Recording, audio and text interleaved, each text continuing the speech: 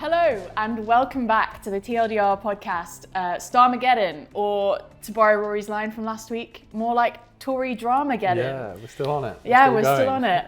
Today, in a shocking twist of fate, you've got me, Georgina Finley, as your host, and I am joined by the king of UK content, Ben Blissett. Hello. Wow. And the That's my king, new title. the king of the like-dislike ratio, Rory Wow, Taylor. thank you. I was worried you weren't going to give me a No, you're both kings. crown There we go. for that one. We've we go. all got crowns here. I've been ousted as the host though from last week. Yeah, so well, you voluntarily ceded. What's the term when the monarch gives up their... abdicated. Yeah, you I abdicated. yeah. Abdicated the throne.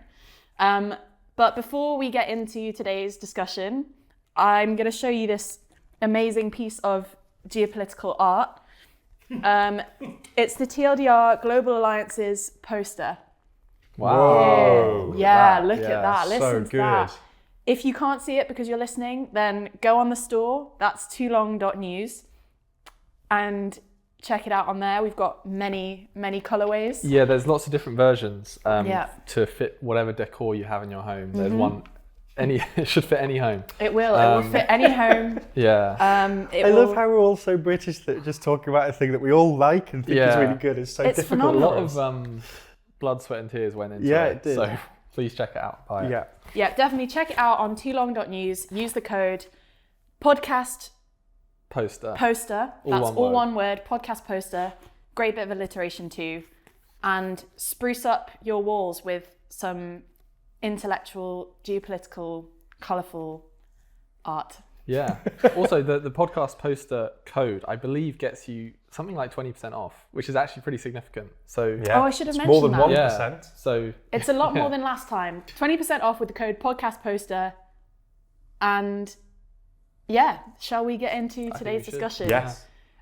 So today's topic, we're going to be talking about the ongoing Tory leadership contest, which has thrown up quite a few twists and turns. Yeah, it ruined my day yesterday. It did. I guess, Ben, do you want to explain what happened yesterday, so on Wednesday this week? Yeah. So just before we do that, I might just give a very quick background into the just how we got to yesterday, because I think it's important to understand some of the other candidates. So obviously after the election, Conservatives lost one of the biggest defeats in their history, won the fewest seats they've ever won in their history. I think the only one that came close was an election in the early 1900s. So it was a really devastating defeat. So it's clear that Sunak wasn't going to stay on as leader. So he announced that he'd step down. The conventional wisdom was that it would be a short leadership election. I mean, why would you want to air your disagreements in public over a number of months?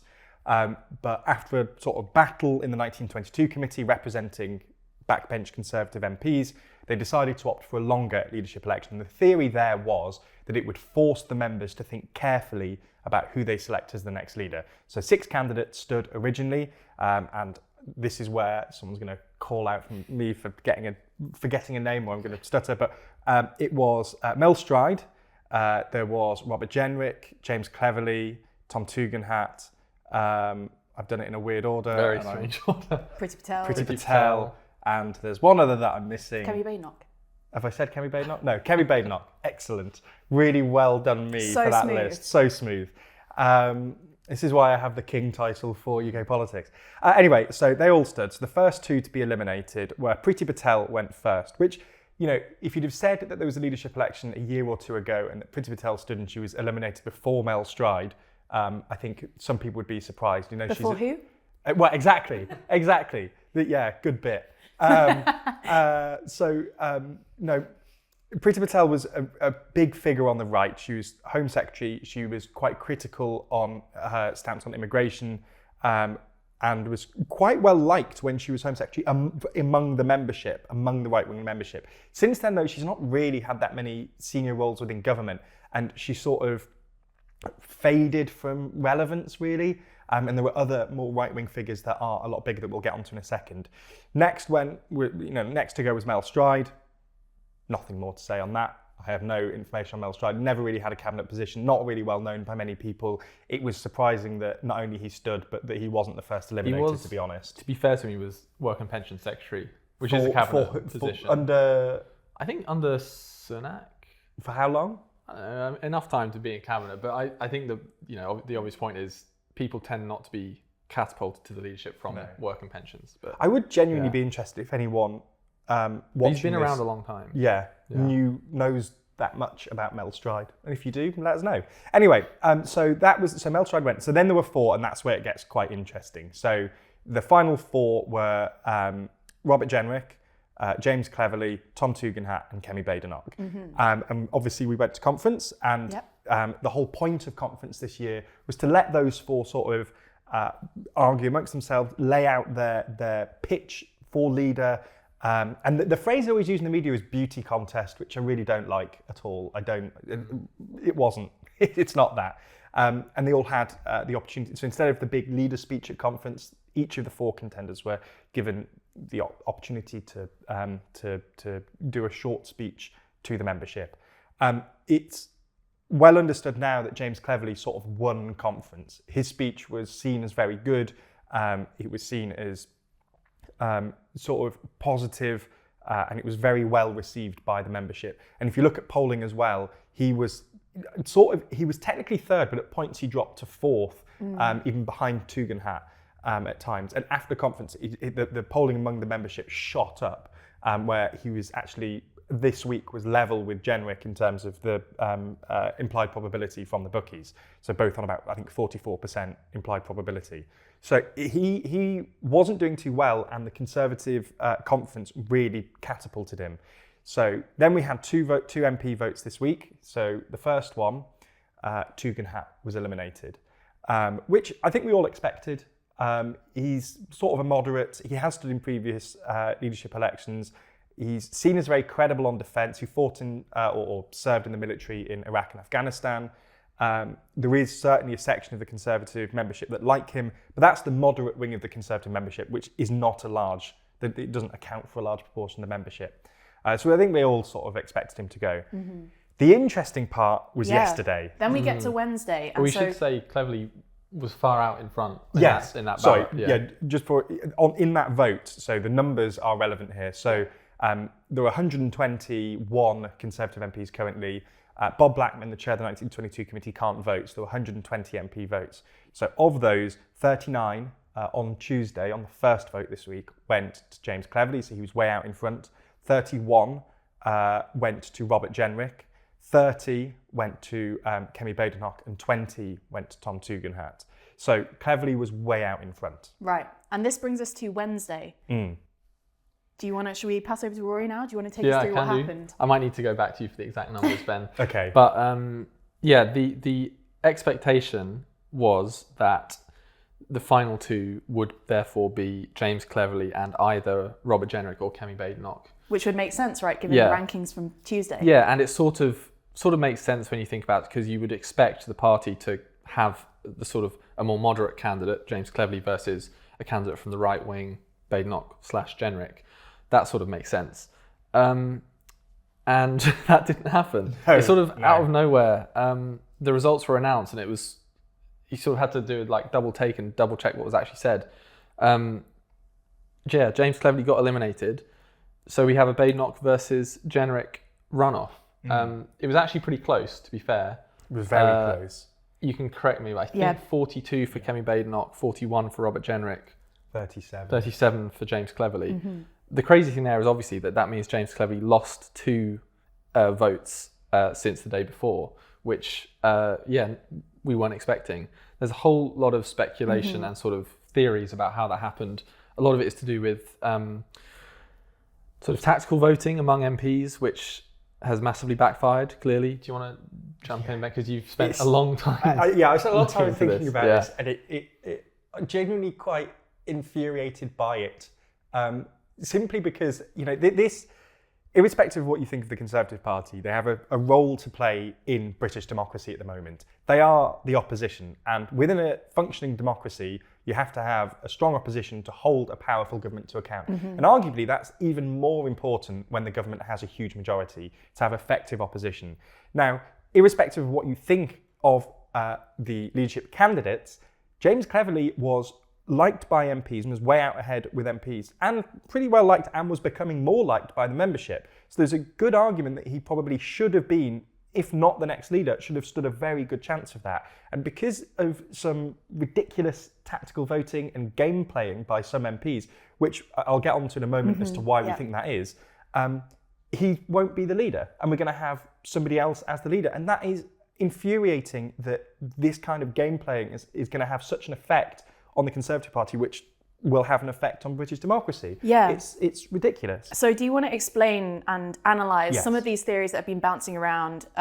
Because it was a massive shock, as we've all said, when the Clevy was announced as having been kicked out. All of us in the office kind of, our mouths, I mean, last week on the podcast, we predicted who we thought would win. I was going to come back to this in a bit. Oh, yeah, sorry. Let's do the theories first, and then we'll come back to our own predictions. Yeah. But yeah, do you want to talk us through some of these things that we've been seeing on Twitter, hearing about this phrase game playing or tactical voting or vote trading, or however you want to phrase it? Yeah, so I think that it's really important to understand the numbers here. So as you say, James Cleverly got 39 votes in the Tuesday vote and dropped to 37, which in of itself, it seems close, but the fact that the final result on Wednesday was 42, 41, 37. It's so tight that every vote there matters. So him dropping 2 is sort of ridiculous. What we've also got to consider is Tom Tugendhat being eliminated meant that there were a block of 20 votes that were going to be realigned. Right. Okay. So Tom Tugendhat is a moderate, or is perceived as more of a moderate. I mean, there's an argument that he's moved a bit further right in this Conservative leadership election, but I think that is to appeal to the membership more. I think, broadly speaking, he's a moderate, and the people that backed him are probably moderate. And among the remaining 3, if you are a moderate Conservative MP, who are you going to give your vote to? You're not going to give it to Kemi Badenoch, because she is right-wing. She's had really strong stances on transgender issues. She's been very critical on things like immigration. She is a right-wing, she's a Conservative that represents the right-wing bloc. As is Jenrick, he's the only candidate to have proposed a referendum on our membership of the European Convention on Human Rights. He's right-wing. So if you're a centrist, Tugendhat voter, you're going to be looking at James Cleverly to give him your vote. So the idea that he's already out on 39 and there's a block of 20 votes. Now, not all of that 20 are going to give Cleverly his vote, but, it's fair to assume a fair proportion are. The fact that not one, or, in aggregate, he hasn't gone up. He's actually gone down to. The only explanation for that is some kind of, tactical voting here. And what do you mean by tactical voting? So if Cleverly got through, if the Tugendhat vote did go to Cleverly and he went through, there's an argument that he could have been up against Badenoch next. Now, Badenoch is really popular amongst the membership. So when it goes to the wider membership vote, by which I mean, ordinary people who are members of the Conservative Party, of which, it's difficult to tell how many there are because they don't publish the numbers very frequently, but in 2022 there's about 170,000 of them. So among that membership, Badenoch is the favourite, has been the favourite, and although Cleverly was, going up, Badenoch's way out ahead with the membership. So if Cleverly went through and Badenoch went through, Cleverly would probably lose to Badenoch. However, if Cleverly went through and Jenrick went through, they're very close in terms of the support in the Tory membership. So people who are supporting James Cleverly were probably sat there thinking, Cleverly's definitely going to win this vote. If I vote for Jenrick, then Jenrick and Cleverly both go through, and Cleverly will win outright. If I vote for James Cleverly, there's a chance that Badenoch will go through, and James Cleverly will ultimately lose. So there's an argument here that if you're a Cleverly supporter, you should lend Jenrick your vote so that Cleverly wins outright. Now, the issue here is that if you overdo that and Cleverly doesn't get through, then he's eliminated immediately. And that seems to be what's happened. Yeah. Which is, again, I come back to this point of we're a modern democracy. This is a party who are the leader of the opposition who have a really important constitutional role to play. And the leader is getting the leader right is so important for the next 5 years. Starmer has a huge majority and holding him to account is really important. It's an important constitutional role. I think we can come back to this conversation about what does this mean for the opposition over the next 5 years a bit later in the episode. But another interpretation that I've seen around on Twitter, apart from the tactical voting element of people who may have given Cleverly a vote instead going for Jenrick for tactical reasons, there's also, I've heard that some Conservative MPs were just so sure, based on the results from Tuesday, that Cleverly was going to win. That it didn't even cross their mind about doing the tactical voting thing. They just were so sure that he was going to win that they just thought, I'll just throw my vote in for my second favourite instead. Do you think that's possible as well, that people just kind of sat back and assumed? Yeah, it doesn't necessarily have to have been an actual tactic sort of orchestrated by the Cleverly campaign. Like you said, it could just be MPs who think I'd rather have my favourite two as the final two. Yeah, it's not necessarily a really planned out thing, and that sort of makes it, well, if it was accidental in that sense and not like an actual tactic that backfired, maybe it's less embarrassing for James Cleverly, but ultimately it doesn't matter because he didn't go through. I mean, and that's coming back to our predictions that we made last week. All three of us had Cleverly in our guesses for our final two. So should we review our predictions and well, I reassess, think it's going to be general. review and reflect? So the thing to note here about our predictions as well is that no matter how the tactical voting worked, Badenoch was always going to go through. So we were all going to be wrong, sort of, no matter what happened. I think I said that. So you two both plugged for Cleverly and Genrick as the final two. I went for Cleverly and Badenoch, with Badenoch to win out, I think. So actually, I think that probably was, in hindsight, the strongest probability. Because as I say, we would have been completely, because even if Cleverly got more votes than Genrick, he would have just gone through with Badenoch, so we'd have been wrong. Yeah, although my prediction was Cleverly v Genrick, and then I said Genrick would win. Oh, so I could still turn out to be true. So I was completely. Although I don't think that. Yeah, I said Cleverly, Genrick, and Cleverly would win. So I was the most wrong of the three of us. But it's tricky with these things, especially when Conservative MPs are playing silly little games. But yeah, any way we look at this, I think Badenoch was going to go through. The fact that because irrespective of how you distribute the votes between Cleverly and Genrick and whether that tactical voting happened, Badenoch got 41 votes, and there's no way that you could distribute that the other two went through and she didn't. So now that we do have the final two, Badenoch versus Genrick, which is the title of your video, right? That's coming out today. It's already out. It's already out. You should check it out. Hours of labour put into that, and lots of frustration. A lot of rewriting. A lot of rewriting. I really enjoyed yesterday. It was really fun. But we do have Genrick versus Badenoch as the final two now. Do you two want to talk a bit about how you think that will play out, and also what this means for the Conservative Party going forward over the next 5 years? I mean, fundamentally, I think Kemi Badenoch will win. I think the last few weeks have demonstrated that the things that she has said that we all treat as gaffes and the media treat as like big gaffes haven't really had an impact on her popularity among MPs or the membership. So I think she'll probably win. I also think she is more. I don't know if I'm fully agree with my own phrasing here, but I can't think of another way to do it. I think she's more authentically right-wing than Robert Genrick is. Robert Genrick's had a slightly strange transition into this pretty right-wing figure. She has sort of always been from that part of the party. So I think that might be more convincing to Conservative voters. So I think she'll probably win. Yeah, I agree. I think Badenoch's in a really strong position now. As you say, the media has got itself all worked up about a number of different, just frankly weird things she said over the last few weeks. But for the membership, we know they don't care. Like, the membership's right wing. When it went to a vote between Sunak and Truss, they overwhelmingly chose Truss. I mean, not as overwhelming as we previously expected, but they still did relatively overwhelmingly choose Truss. And I think they'll choose Badenoch this time. But I think it's also a really bad outcome for the Conservative Party, because sort of whoever wins, it was almost distributed a third of MPs. So whoever goes through, they've not really got a massive amount of support from MPs. They're really divided about who they want. Yeah, and that's quite a key word, right? Divided, because that's how you would probably characterise the Conservative Party over the last 5+ years. Do you think this leadership contest and whoever comes out on top, probably Badenoch, will that do anything to assuage the infighting that we've seen among the Conservatives?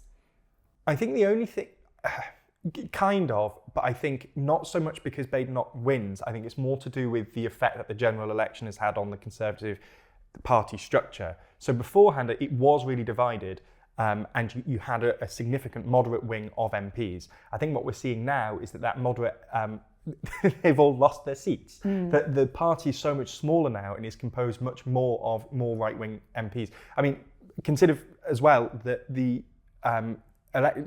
vote split on Wednesday, 2/3 of MPs selected right-wing leaders. Now, as I say, it's still divided. They're still divided on who they want as leader, but the majority of them are at least selecting a right-wing candidate. And even the moderates felt it necessary to move right-wing to get support from fellow MPs. So this sort of factional infighting that we saw before the election, I think it's still going to exist, but it's going to be significantly lessened, because the effect that the election had is that the party is more sort of ever so slightly more united, because there were fewer moderate MPs to fight with the right-wing MPs. I think the party MPs are more right-wing, and that aligns with their membership more now. Now, I still think that this is going to be difficult. I still think that like 1/3 of the Conservative Party that went for Cleverly, and that obviously previously Tugendhat vote, etc., they're not going to be terribly happy with the leader, and they're still going to be a little bit more factional. But I think it's at least moving in the right direction because of the changes to the party that's happened since the election. And over the next 5 years of Labour government, whatever, how do you think this new direction of the Conservative Party will interact with the other small parties and with Labour? Any small parties you're thinking of in particular? It's an open question. Well, yeah, I mean, the obvious answer is reform. If the party swings to the right, it's because they see reform as their biggest threat and want to win back those votes from reform. Nigel Farage doesn't seem to be too worried, at least outwardly. He said quite I don't often cite Nigel Farage, but one quote he did say about Robert Jenrick specifically, but I think it sort of applies to Kemi Badenoch as well. He says about Jenrick tried to be Farage. I could give him lessons if he wants. I could coach him, but you can't try and out Farage unless you've got a track record of believing in these things. And I think it's interesting to compare it to similar cases in Europe, where you've got mainstream centre-right parties that struggle with the growth of populist parties further to their right. Every attempt to swing right to try and counter those has failed in Europe. I can't think of any examples where that's been successful. Maybe someone can correct me in the comments, but it hasn't worked in France, hasn't worked in Austria, hasn't worked in Germany, hasn't worked in the Netherlands. But so that is obviously their strategy. They're trying to win back those Conservative reform switch voters. I do just want to push back on that ever so slightly. Yeah, you had a different perspective yesterday, I remember. Yeah, so I think that they... I think the UK is ever so slightly different to Europe in the sense of one thing is the voting system, and second is party system integration within society. I think the Conservative Party is so integrated in sort of politics in this country that if you are on the right, even though they've been defeated in the way that they have, I think if you're a right-wing voter in this country, you naturally you're going to vote for the Conservatives because they feel like they're proven, feel like they're not going to be defeated. They've got a track record of being able to form governments, of winning, etc. Reform did well in this last election, but if the Conservative Party tacks right and let's say Jenrick wins, or even Badenoch as well, you have a right-wing leader and you can put your faith in them. And I think a good example of this is, UKIP in 2015. The Conservative Party did move more right-wing after that.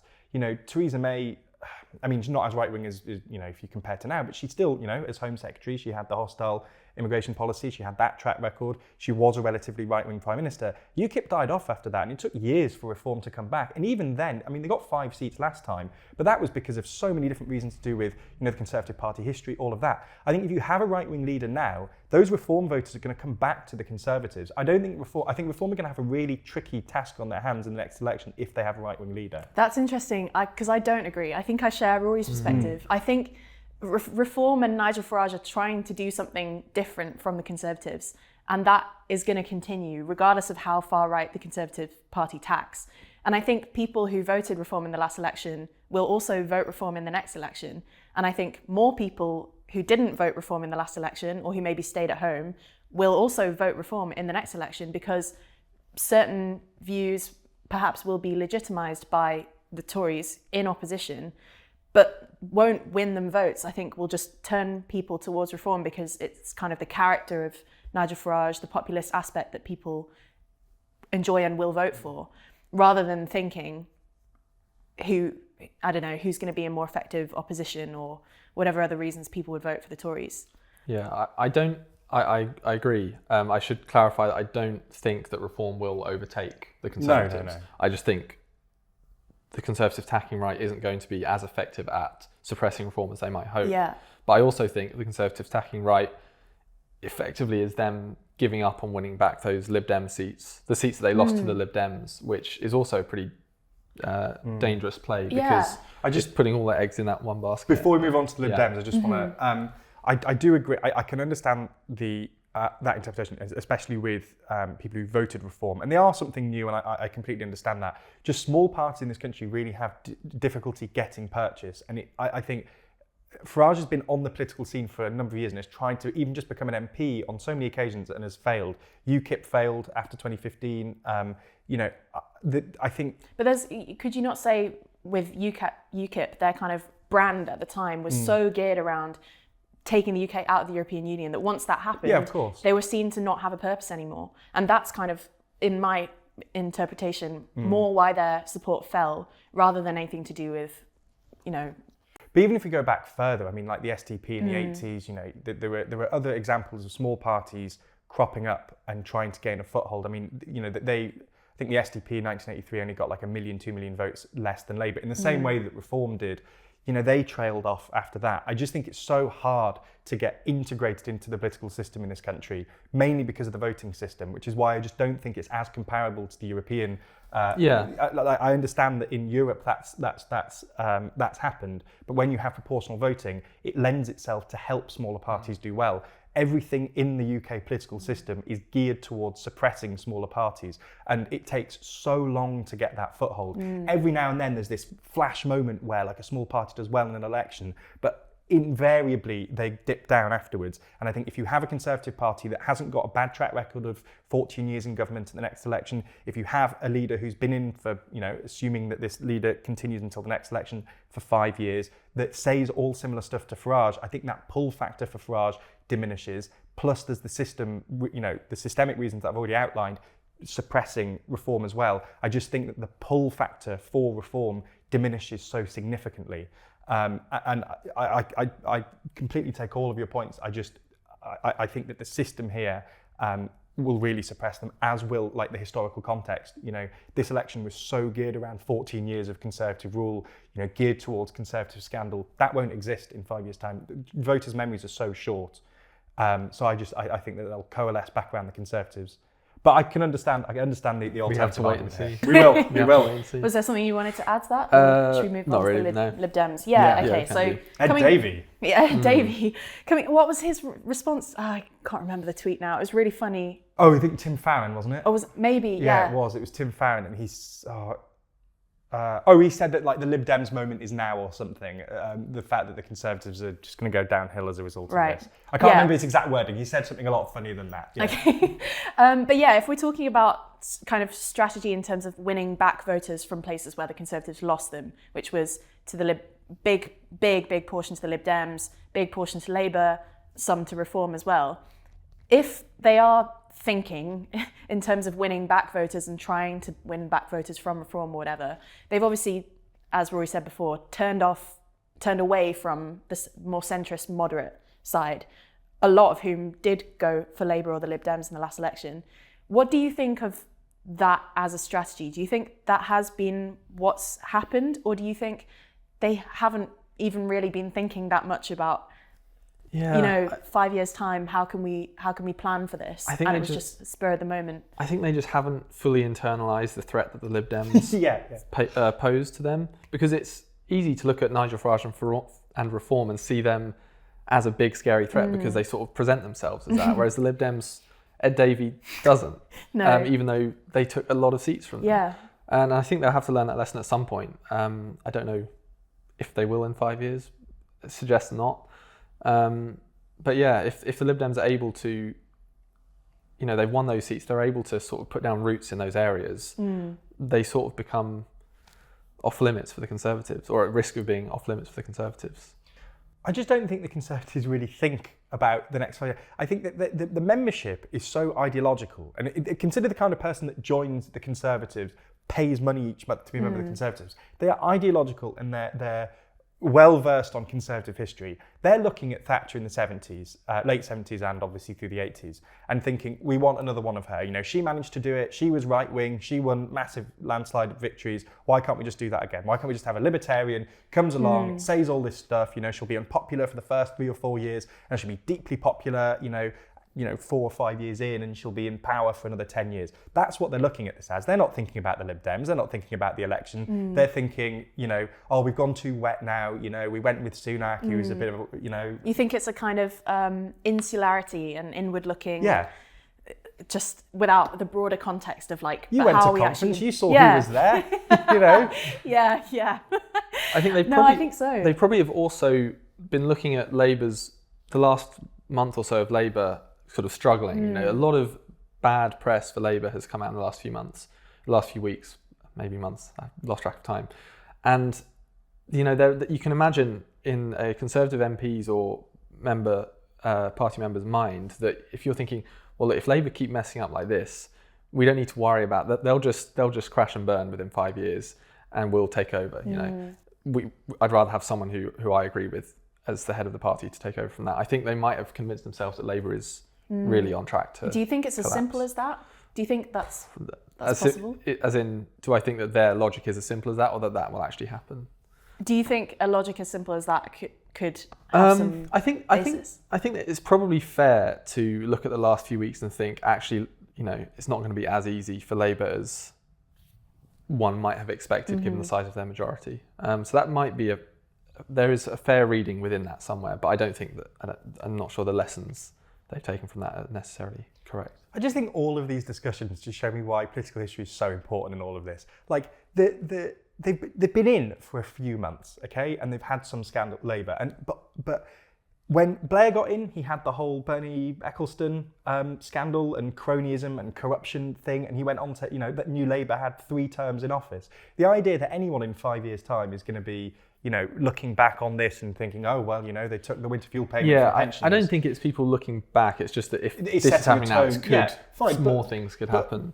As I say, Tony Blair had the Bernie Ecclestone thing early in his tenure, and obviously there was the Iraq War and things like that, but he ended up winning three terms, or there were 3 New Labour terms in total. Like, it's just this idea that this sets the tone. I don't buy that at all.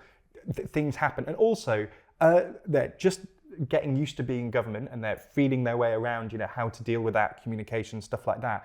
Also, they're getting the unpopular stuff out of the way first. That's what governments do, like the winter fuel payment. They're not going to be taking things away from pensioners, on that routinely for the next 5 years. The idea is you get the difficult stuff done first, you're unpopular first, so that you can do the nice things near the election so people like you again. I just don't buy this argument that, oh, well, look how badly they've done in the first week. So they're doing the bad stuff deliberately originally, so they don't have to do it in 5 years' time, and so the economy is stronger, so they can give tax cuts away in 5 years' time, so they can win the next election. It's just so, this conversation is always so insular.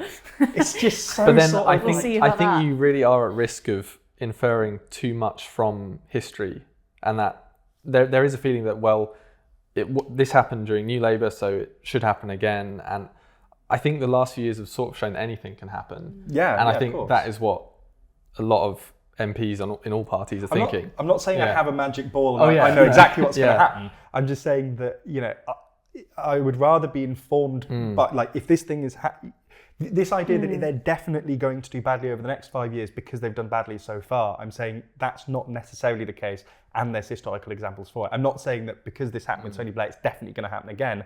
I'm just sort of saying that this sort of collective mindset in the media, or at least in the right-wing press at the minute, that the Labour Party is doing badly in government and this is a sign that they're going to do badly for the next 5 years, I'm saying that argument isn't as strong as they're all claiming it is. We'll come back in 5 Sorry, years. this isn't targeted at you, I should say. We'll come back and see. Yeah, I mean, we'll hopefully be back next week. Well, yeah, we'll hopefully be back next week. that was good. That was funny.